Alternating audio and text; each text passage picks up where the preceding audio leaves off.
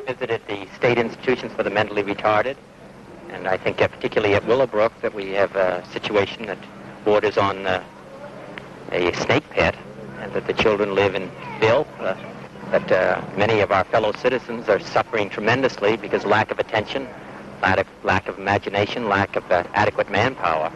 There's very little future for the children or for those who are in these institutions.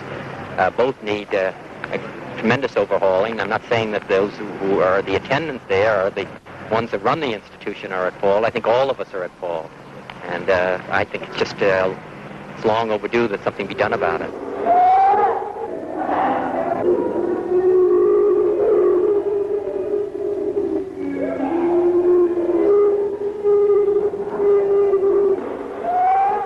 It's been more than 6 years since Robert Kennedy walked out of one of the wards here at Willowbrook and told newsmen of the horror he'd seen inside. He pleaded then for an overhaul of a system that allowed retarded children to live in a snake pit. But that was way back in 1965, and somehow we'd all forgotten. I first heard of this big place with the pretty-sounding name because of a call I received from a member of the Willowbrook staff, a Dr. Michael Wilkins. The doctor told me he'd just been fired because he'd been urging parents with children in one of the buildings, building number 6, to organize so they could more effectively demand improved conditions for their children. The doctor invited me to see the conditions he was talking about, so unannounced and unexpected by the school administration, we toured building number 6. The doctor had warned me that it would be bad. It was horrible. There was one attendant for perhaps 50 severely and profoundly retarded children, and the children, lying on the floor naked and smeared with their own feces, they were making a pitiful sound, a kind of mournful wail that it's impossible for me to forget. This is what it looked like, this is what it sounded like, but how can I tell you about the way it smelled? It smelled of filth, it smelled of disease, and it smelled of death.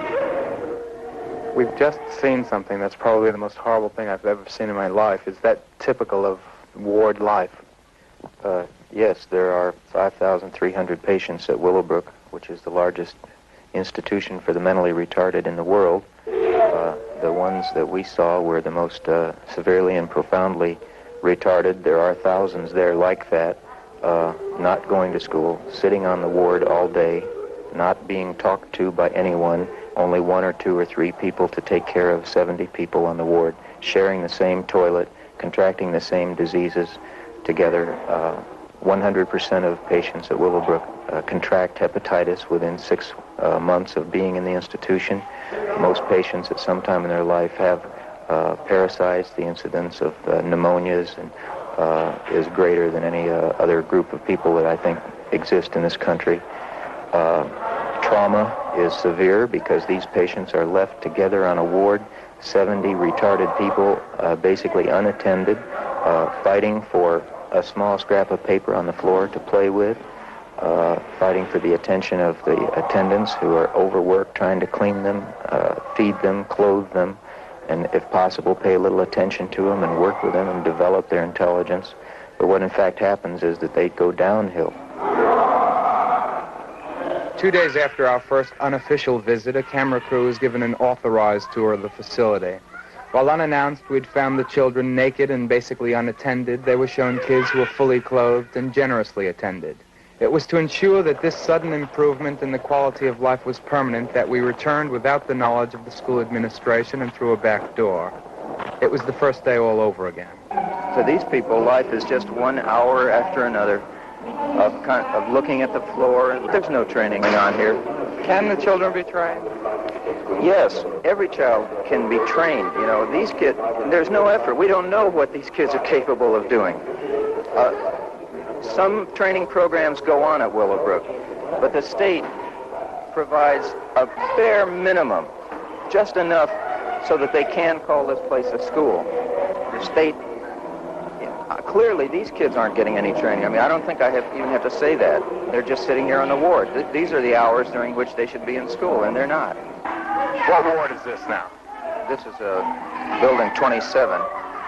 These patients do have clothes on today, but as you can see, the one thing that can't be hidden is that there are no training programs, that all these patients do is sit during the day.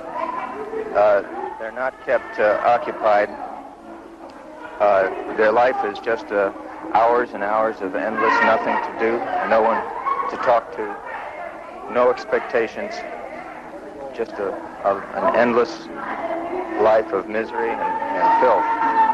What you see, it makes you think that it's hopeless that they can't be trained, but you know, they only look this way because they haven't ever had opportunity for training. You know, if you or I were left to sit on a ward surrounded by other mentally retarded people, we would probably begin looking like this too. The Willowbrook State School is this country's largest home for the mentally retarded. It's called a school, but that's more a statement of aspiration than of fact. Fewer than 20% of the 5,230 people who are kept here attend any kind of classes. When the state of New York entered a period of economic retrenchment 2 years ago, a hiring freeze was clamped on this and other institutions in the Department of Mental Hygiene. In the intervening months, Willowbrook lost 600 employees through attrition. For the budget for fiscal 71-72, the governor recommended a hold-the-line appropriation of $630 million for the mental hygiene department.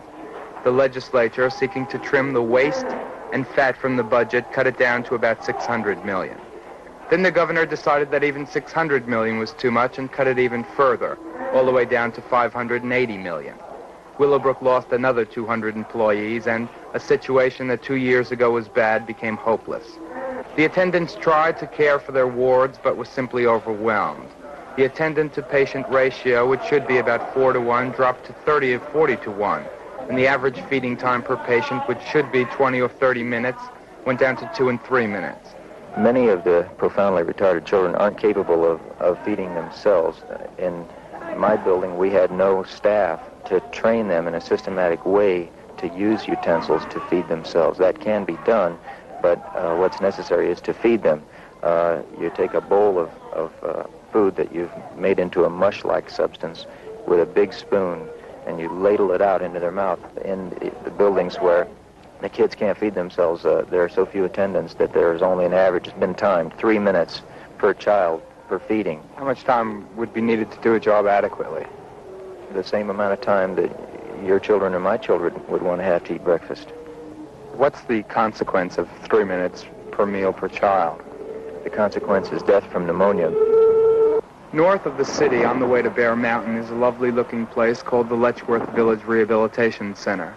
Set among the hills and woods of suburban Rockland County, a passerby could easily mistake the place for a country club or a college campus. But the early morning mist gave the place an eerie feeling like a set from a horror movie, and once inside, that feeling became suddenly appropriate.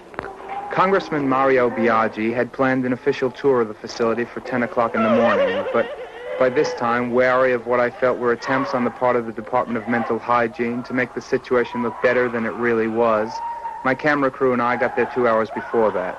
As the hour of the official tour approached, bundles of clothing were brought in for the children, and a process of cleaning up was begun. Even so, none of these cosmetic changes could do much to improve the place. Who's in charge here, Jerry? This is Mrs. Nixon. I'm Congressman Biaggi. How are you? Why are these patients unclothed? We don't have enough clothing. We don't have the proper help to keep clothing on them. We have a few nudists that will not keep clothes on. They will pull them off.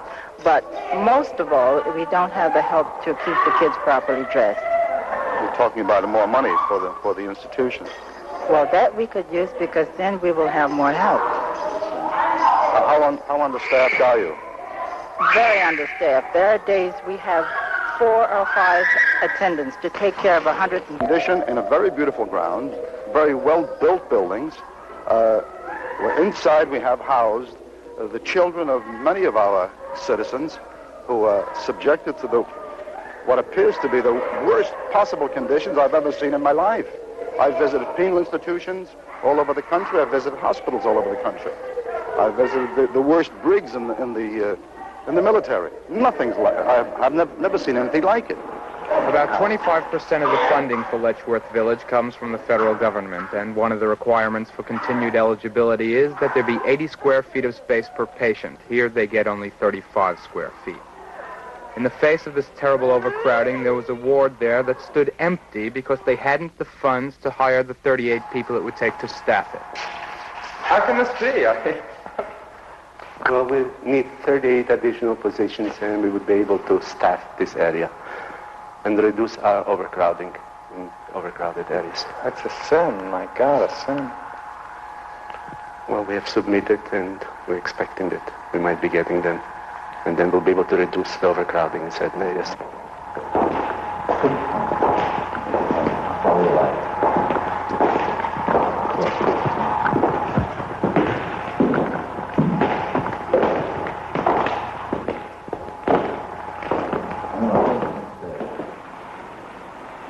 There's at least one more horrifying aspect of life at Letchworth. More than 300 able-bodied patients, both physically and mentally able to work outside the institution, are not being allowed to. They're being used to fill the places of the too few employees. They get paid $2 a week for their efforts, about what they'd make each hour on the outside. And there was another development on the day we visited Letchworth. It was 8 days after our investigation had begun. Governor Rockefeller, amidst a growing public outcry over the conditions at Willowbrook, made an announcement. He was restoring the $20 million he had stricken from the budget of the Department of Mental Hygiene. Willowbrook, it was said, would be able to rehire 300 of the 900 employees it had lost since November 1970. Letchworth Village would be able to rehire about 200. But the additional employees, while perhaps slowing the downward course of these two institutions, would not be able to change the basic nature of the two places, mere depositories for the retarded. You think what we showed on television in the past week is an accurate reflection of the problem, of the situation? I think it focused and made vivid the problems at Willowbrook. You think it was an honest portrayal? I think it was an honest portrayal of the problems at their worst. It may not tell the whole story of Willowbrook, and it certainly doesn't tell the whole story of the retarded, but it does describe unmistakably the kind of problems that we've seen, and now, thanks to the coverage, many people have seen. If the public eye leaves Willowbrook and all of the other places, and we once again find ourselves, we and the directly involved parents, trying to go it alone, then I think we struggle to maintain our few gains, and we struggle slowly to get ahead. And perhaps if you were to come back a year from now and look again, you might see that we'd made headway. I expect you would. But you won't see it all solved in 2 weeks. I wish you would go back in 2 weeks, and in 2 weeks, and in 2 weeks, because I think that a window on these conditions, and maybe even allowing to begin to see what not only what is, but what it could be, and even what it is already in some places. So to reinforce the sense of hopefulness and to reestablish in people's minds that we're talking about human beings with potential, I would hope that you would see continued change, and if you didn't see it, that you'd say so. 2 weeks after that interview, I took Dr. Miller up on his invitation to revisit Willowbrook. I found no meaningful change in the quality of life for the 5,230 people who live here. The attendants are trying their best, but the staff is just too small to do anything more than just try and keep the place clean. When there's only one person to take care of 30 or 40, nothing good can possibly happen. No rehabilitation, no training, nothing. The attendants are as much the victim of the conditions here as the patients are. And this visit has revealed the prisons and the hospitals. The way we care for our mentally retarded is the last great disgrace.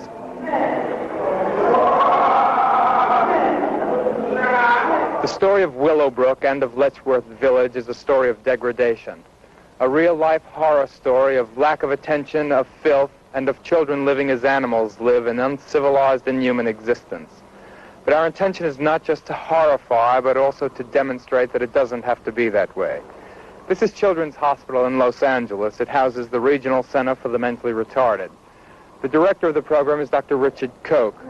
Last month, at the invitation of several parents' groups, he toured the Willowbrook facility. The conditions that I saw at Willowbrook are somewhat like this. When you enter the building I entered, the smell is so overwhelming, it's almost nauseating. I frankly don't understand how they have people who will work there, to be honest with you. And I think that's the first thing that hits you. Secondly, you find many patients in the same room, all milling about, with nothing to do. Now, I may have seen an unusual situation, but I don't believe so, because I saw 3 different buildings. And in those buildings, I did not see any kind of program. I saw men sitting around masturbating. I saw boys and girls lying on the floor, some of them naked. In other words, it just was without program. And I think that is the crucial thing. It's just simply too big. The important thing, though, about the Willowbrook situation, as I see it, is that the system is feeding on itself. In other words, there isn't any alternative for parents that need help. The state is only reaching out its hand primarily with residential care in mind. And what parents want, by and large, are a rich variety of programs, primarily in the community. And the reason we've been able to get an expansion of our program in California, even with Mr. Reagan as governor, is because this program is showing that it has cut the rate of institutionalized retarded persons in California to practically almost in half in just 5 years. Public pressure can apparently force change in California as well as it does here in New York. They had a system that resembled ours until 1965. That was when a prominent European expert on retardation said something that was widely publicized. After touring the California facilities, he said, "My God, you don't care for your mentally retarded children as well as we in Europe care for our cattle." The remark eventually caused them to dramatically restructure their approach. The heart and soul of the California system is now no longer the large state institutions. It's the regional center. Children's Hospital is one of the 13 centers in the state. Various programs are administered in neighborhoods all over Los Angeles County and the San Fernando Valley from here. Sub-offices provide whatever services a family with a retarded child needs, be it a daycare center, a sheltered workshop, or medical care. The idea is to shift the care and training of the retarded to their own communities. In other words, to help the parents keep their children at home. Education for the retarded in California is as much a right as education for normal children, and they're working toward the development of a public school program for every child, no matter the degree of retardation. This is a developmental center for handicapped minors. All these children are severely or profoundly retarded. This is an entirely a state-supported program, and it provides tremendous relief to the parent in terms of daycare. Now, these children would be parallel to the children at Willowbrook, for instance. Oh, yes. All of these children would be in an institution for the retarded if we didn't have this kind of program for them. Fact is, in years past, I used to recommend institutional care myself for similar children. Now, New York is doing some of this, but here again, we've realized that the community programs should have top priority in terms of state dollars rather than last priority. And I think your priorities are mixed up in New York in terms of serving the retarded. Your top investment is in institutions. Our top investment is in the Department of Education and providing a program for the child while he's at home in terms of daycare. For example, these kids can go to school at age 3 years. So they start at very young, and that helps a great deal for parents. And when parents are actively encouraged to keep their child at home, they do so because they know they can have the help of regional centers or public schools or the health department in terms of services, etc. For the mild to moderately retarded over school age, the regional center assists in the finding of employment in one of the many sheltered workshops in the area. In the workshop, you are seeing less severely retarded persons, and the tremendous importance of this is that it gives the retarded persons something to do during the daytime that gives them dignity, and they earn a little money with it, and they do something useful. They become a contributor to society instead of a drag on society. If you look around and see and just visualize all these people sitting home vegetating, here they are in the stream of life and doing their own thing. They're earning their own way. Dr. Koch told me time and again that the importance of prevention could not be overemphasized. Families with histories of genetic retardation are counseled not to have more children. And if there's a great probability that a pregnant woman is carrying a retarded child, she's tested. And if the fetus is found brain damaged, the center recommends a therapeutic abortion. The center also runs an extensive program of community education and prenatal care, the lack of which is a prime cause of retardation. There you are. There you are. That's a good girl. No, actually, this child has Down syndrome, and she's just as retarded as most of your patients at Willowbrook.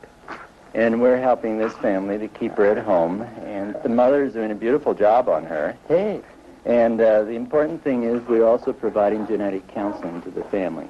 This is an inherited form of Down syndrome, and we have advised the mother that this is true, and frankly have advised them not to have any more of their own children. How is this child being better serviced by being home rather than being in an institution like Willowbrook? Well, for example, she has access to one of the finest pediatric facilities in the world right here at Children's Hospital.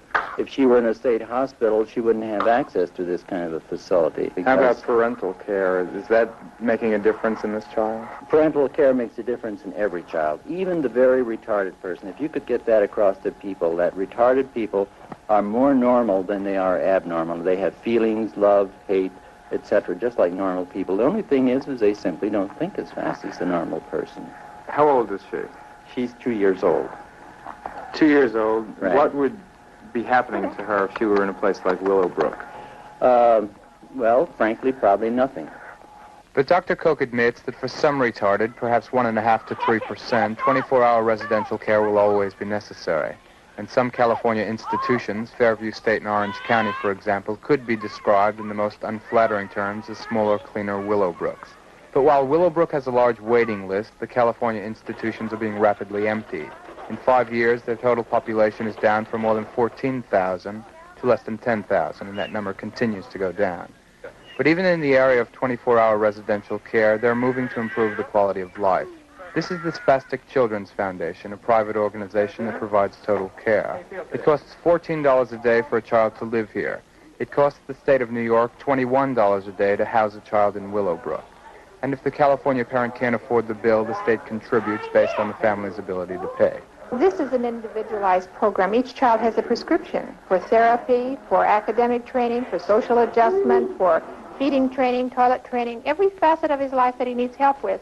We sit down as a staff and we talk about his total needs, not just today, but where is he going to be in the future, and how does his family relate to him, because all of these things are a part of the whole with this child. See, we see these people as very important human beings.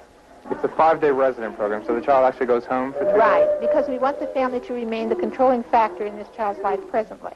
We started this series as kind of an expose on conditions at Willowbrook, and one of the things that really struck me as barbaric is the toilet facilities. They were so awful, so filthy. Is this much more money to keep it this way? It isn't 1 cent more. It doesn't cost any more to be clean. It doesn't cost any more to be cheerful and bright and colorful. It's a matter of interest in providing and seeing these children as important people. It's how much status you give to them. And sometimes because they can't respond and say what they like and dislike, it's very easy for people to just sit back and think, well, this is good enough. But it isn't good enough. They deserve everything that you and I want out of life. But they can't get it for themselves. Here, the toothbrushes have the children's names on them. In Willowbrook, there were no toothbrushes. Hi, Richard. How you doing? Fine. I see you're copying a Van Gogh there. You better watch it. You get in trouble. Yes. How long did you live in the state school before you came here? About 10 years. You like it better here? Yes. The thing that impressed me most on the California trip was an apartment where retarded people live in semi-independence. Irene, how do you like it living here? I love it. How come? I can do my own thing. I think the main difference between the approach of New York and that of California to the problem of caring for the mentally retarded is that they treat the retarded as people. We treat them as something less. We haven't given the people who run the New York program equal time to give their side of the story. Well, as Edward R. Murrow once said, on some stories there is no other side. Perhaps the governor can defend and explain away the budget cuts for the Department of Mental Hygiene, and perhaps Dr. Miller can explain and defend the filthy, dehumanizing conditions we found in this and other buildings, but they won't do it on this program. What we found and documented here is a disgrace to all of us. This place isn't a school. It's a dark corner where we throw children who aren't pretty to look at. It's the big town's leper colony. How long have you been at Willowbrook? 18 years. How long were you given physical therapy in school?